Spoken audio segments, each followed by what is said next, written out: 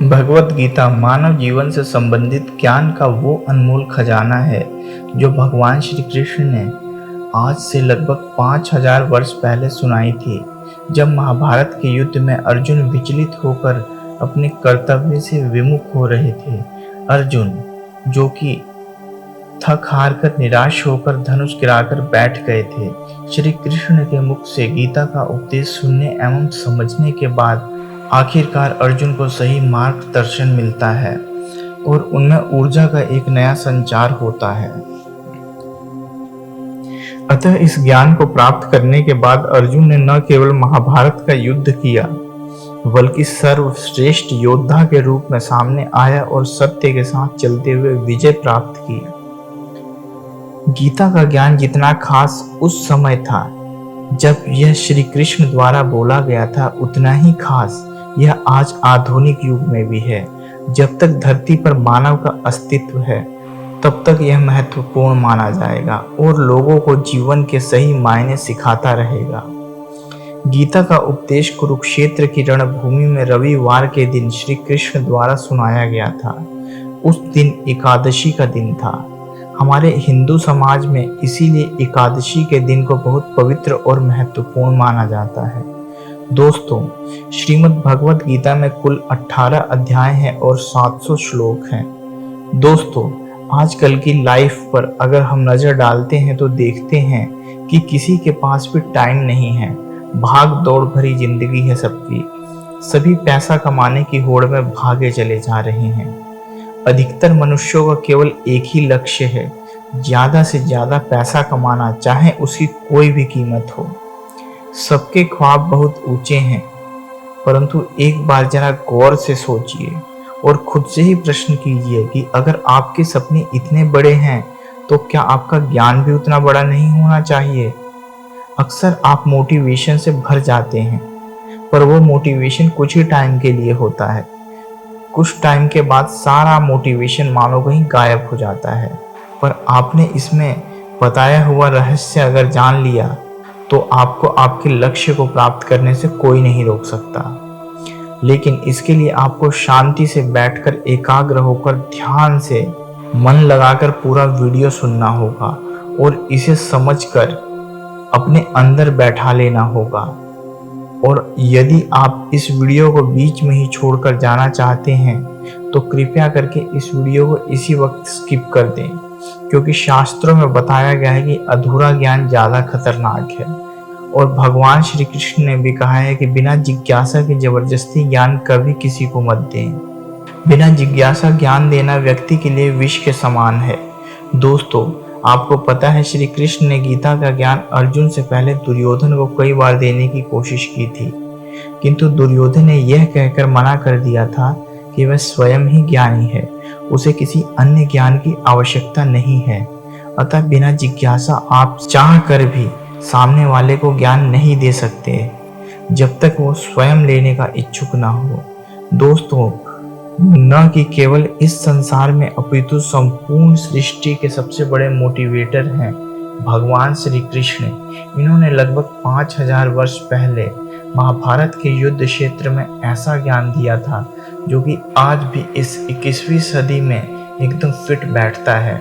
श्री कृष्ण के ज्ञान को सुनकर समझकर बड़े बड़े लोगों ने अपने जीवन में बदलाव लाया है, जैसे Albert Einstein, Mahatma Gandhi, Swami Vivekananda, Sunita William आदि जाने कितने ही लोगों ने अपने जीवन में बदलाव लाए हैं।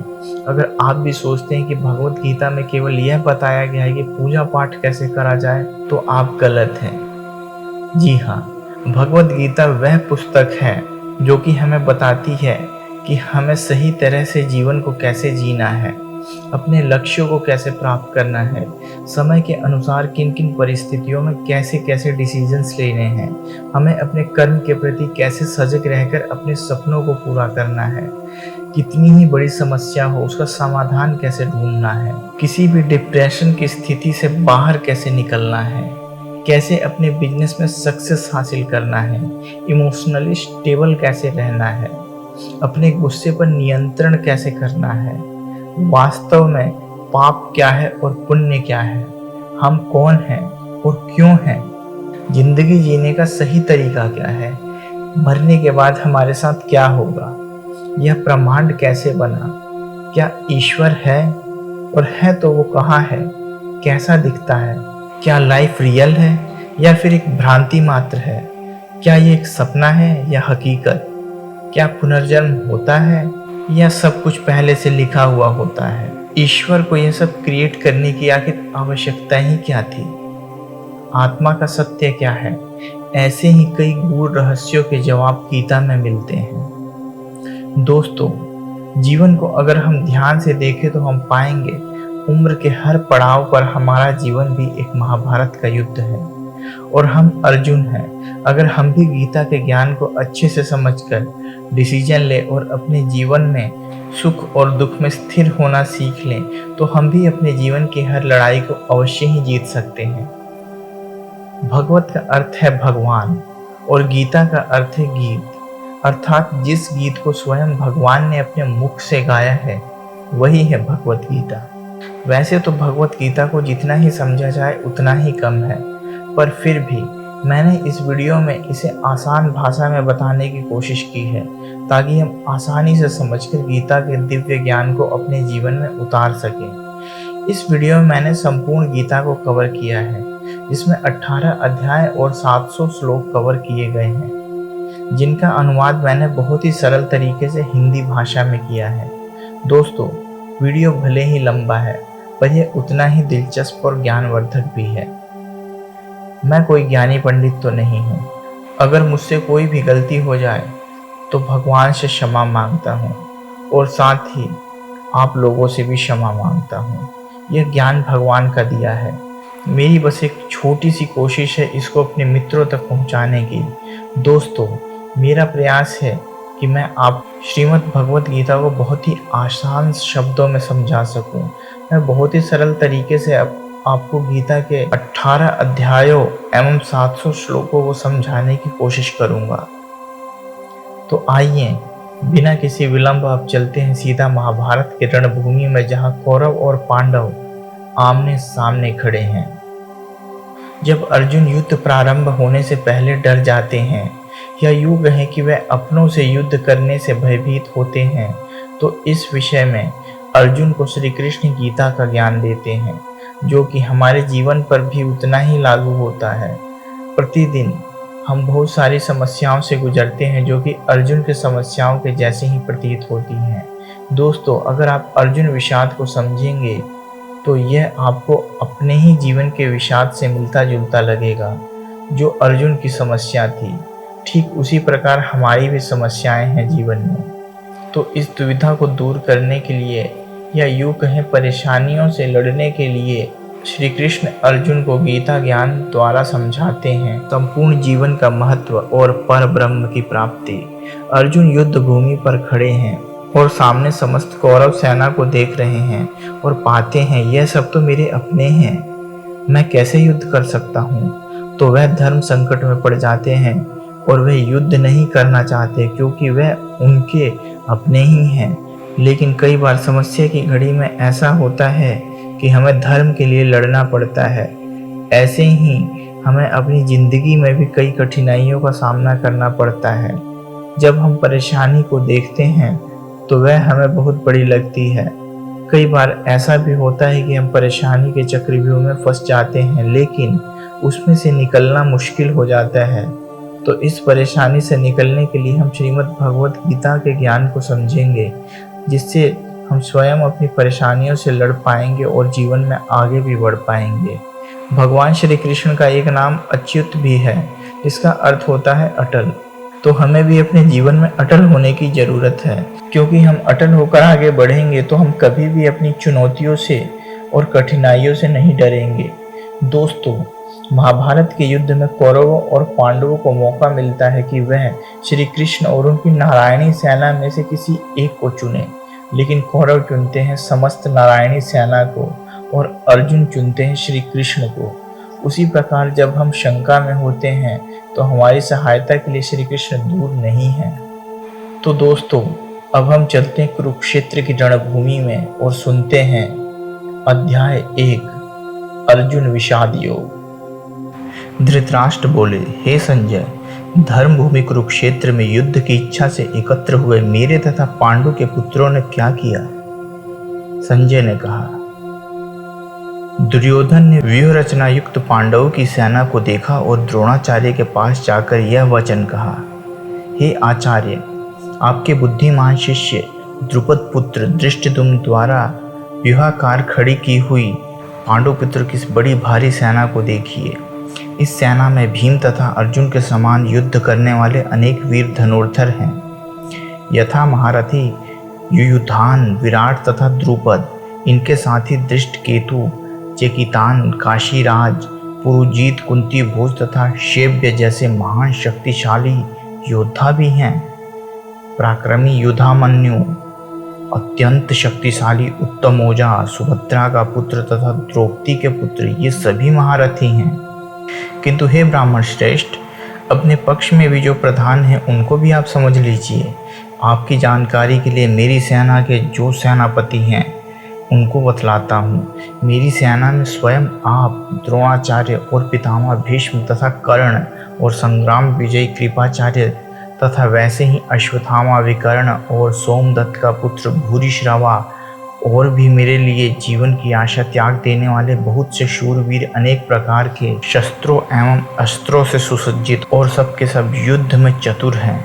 भीष्म पितामह द्वारा रक्षित हमारी वह सेना सब प्रकार से अजय है और भीम द्वारा रक्षित इन लोगों की यह सेना जीतने में सुगम है। इसीलिए सब मोर्चों पर अपनी अपनी जगह स्थित रहते हुए आप लोग सभी निस्संदेह भीष्म पितामह की ही सब ओर से रक्षा करें। कौरव में वृद्ध बड़े प्रतापी पितामह भीष्म ने दुर्योधन के हृदय में हर्ष उत्पन्न करते हुए उच्च स्वर से सिंह की दहाड़ के समान गरज कर शंख बजाया, जिसके पश्चात शंख और नगाड़े तथा ढोल मृदंग और नरसिंगे आदि एक साथ ही बज उठे। वह शब्द बड़े भयंकर थे। इसके अनंतर सफेद घोड़ों से युक्त उत्तम रथ में बैठे श्री कृष्ण और अर्जुन ने भी अलौकिक शंख बजाए। श्री कृष्ण ने पांचजन्य नामक, अर्जुन ने देवदत्त नामक और भयानक कर्म वाले भीमसेन ने पौंड्र नामक शंख बजाया। कुंती पुत्र राजा युधिष्ठिर ने अनंत विजय नामक और नकुल तथा सहदेव ने सुघोष और मणिपुष्पक नामक शंख बजाए। श्रेष्ठ धनुष वाले काशीराज और महारथी शिखंडी एवं धृष्टद्युम्न तथा राजा विराट और अजय सात्यकी, राजा द्रुपद एवं द्रौपदी के पांचों पुत्र और बड़े भुजा वाले सुभद्रा पुत्र अभिमन्यु, इन सभी ने हे राजन सब ओर से अलग अलग शंख बजाए और उस भयानक शब्द ने आकाश और पृथ्वी को भी गुंजाते हुए धृतराष्ट्रों के अर्थात आपके पक्ष वालों के हृदय विदीर्ण कर दिए। उस समय हनुमान से अंकित ध्वजा लगे रथ पर आसीन पांडुपुत्र अर्जुन अपना धनुष उठाकर तीर चलाने के लिए अधत हुआ। हे राजन, धृतराष्ट्र के पुत्रों को व्यूह में खड़ा देखकर अर्जुन ने श्री कृष्ण से ये वचन कहे, हे अच्युत, कृपा करके मेरा रथ दोनों सेनाओं के बीच में ले चलें, जिससे मैं यहाँ युद्ध की अभिलाषा रखने वाले और शस्त्रों की इस महान परीक्षा में जिनसे मुझे संघर्ष करना है उन्हें देख सकूं। मुझे उन लोगों को देखने दीजिए जो यहाँ पर दुर्योधन को प्रसन्न करने की इच्छा से लड़ने के लिए आए हुए हैं। संजय बोले, हे धृतराष्ट्र, अर्जुन द्वारा कहे अनुसार श्री कृष्ण ने दोनों सेनाओं के बीच भीष्म और द्रोणाचार्य के सामने तथा संपूर्ण राजाओं के सामने उत्तम रथ को खड़ा कर इस प्रकार कहा है, हे पार्थ, युद्ध के लिए जुटे इन कौरवों को देख। अर्जुन ने वहां पर दोनों पक्षों की सेनाओं के मध्य में अपने चाचा, ताऊओं, पितामहों, गुरुओं, मामाओं, भाइयों, पुत्रों, पौत्रों, मित्रों, ससुरों और शुभचिंतकों को भी देखा। उन परिस्थिति संपूर्ण बंधुओं को देखकर वे कुंती पुत्र अर्जुन अत्यंत करुणा से युक्त होकर शोक करते हुए यह वचन बोले। अर्जुन ने कहा, हे कृष्ण, इस प्रकार युद्ध की इच्छा रखने वाले मित्रों तथा संबंधियों को अपने समक्ष उपस्थित देखकर मेरे शरीर के अंग कांप रहे हैं और मेरा मुख सूखा जा रहा है। मेरा सारा शरीर कांप रहा है, मेरे रोंगटे खड़े हो रहे हैं। मेरा गांडीव धनुष मेरे हाथ से सरक रहा है और मेरी त्वचा जल रही है। मैं यहाँ अब और अधिक खड़ा रहने में असमर्थ हूँ। मैं अपने को ही भूल रहा हूँ और मेरा सिर चकरा रहा है। हे कृष्ण, मुझे तो केवल अमंगल के कारण दिख रहे हैं। हे केशव, मैं लक्षणों के विपरीत ही देख रहा हूँ तथा युद्ध में स्वजन समुदाय को मारकर कल्याण भी नहीं देखता। हे कृष्ण, मैं न तो विजय चाहता हूँ और न राज्य तथा सुखों को ही। हे गोविंद, हमें ऐसे राज्य से क्या प्रयोजन है तथा ऐसे भोगों और जीवन से भी क्या लाभ है। हमें जिनके लिए राज्य, भोग और सुखादि अभिष्ट हैं, वे ही ये सब धन और जीवन की आशा को त्याग कर युद्ध में खड़े हैं। गुरुजन, ताऊ, चाचे, लड़के और उसी प्रकार दादे, मामे, ससुर, पौत्र, साले तथा और भी संबंधी लोग हैं। हे मधुसूदन, मुझे मारने पर भी अथवा तीनों लोगों के राज्य के लिए भी मैं इन सबको मारना नहीं चाहता। फिर पृथ्वी के लिए तो कहना ही क्या है। हे जनार्दन, धृतराष्ट्र के पुत्रों को मारकर हमें क्या प्रसन्नता होगी। इन अत्तातियों को मारकर तो हमें पाप ही लगेगा। अतएव हे माधव, अपने ही बांधव धृतराष्ट्र के पुत्रों को मारने के लिए हम योग्य नहीं हैं, क्योंकि अपने ही कुटुंब को मारकर हम कैसे सुखी होंगे। यद्यपि लोभ से भ्रष्टचित हुए ये लोग कुलनाश कृत दोष और मित्रद्रोह में पाप नहीं देखते हैं। हे जनार्दन, कुलक्ष्य से होने वाले दोष को जानने वाले हम लोगों को इस पाप से विरत होने के लिए क्यों नहीं सोचना चाहिए। कुल के नष्ट होने से सनातन धर्म नष्ट हो जाते हैं। धर्म नष्ट होने पर संपूर्ण कुल को अधर्म दबा लेता है। हे कृष्ण, पाप के अधिक बढ़ जाने से कुल की स्त्रियां दूषित हो जाती हैं और हे वार्ष्णेय, स्त्रियों के दूषित होने पर वर्ण संकर उत्पन्न होता है। वर्ण संकर कुल घातियों को और कुल को नरक में ले जाने के लिए ही होता है। लुप्त हुई पिंड और जल की क्रिया वाले अर्थात श्राद्ध और तर्पण से वंचित इनके पितर लोग भी अधोगति को प्राप्त होते हैं। इन वर्ण संस्कार कारक दोषों से कुल घातियों के संतान, कुल धर्म और जाति धर्म नष्ट हो जाते हैं। ये जनार्दन, जिनका कुल धर्म नष्ट हो गया है, ऐसे मनुष्यों का निश्चित काल तक नरक में वास होता है। हम लोग बुद्धिमान होकर भी महान पाप करने को तैयार हो गए और राज्य और सुख के लोभ से स्वजनों को मारने के लिए उद्यत हो गए हैं। यदि मुझ शस्त्र रहित एवं सामना न करने वाले को शस्त्र हाथ में लिए हुए धृतराष्ट्र के पुत्र रण में मार डालें तो वह मारना भी मेरे लिए अधिक कल्याणकारक होगा। संजय बोले, रणभूमि में शोक माले अर्जुन इस प्रकार कहकर बाण सहित धनुष को त्याग कर रथ के पिछले भाग में बैठ गए।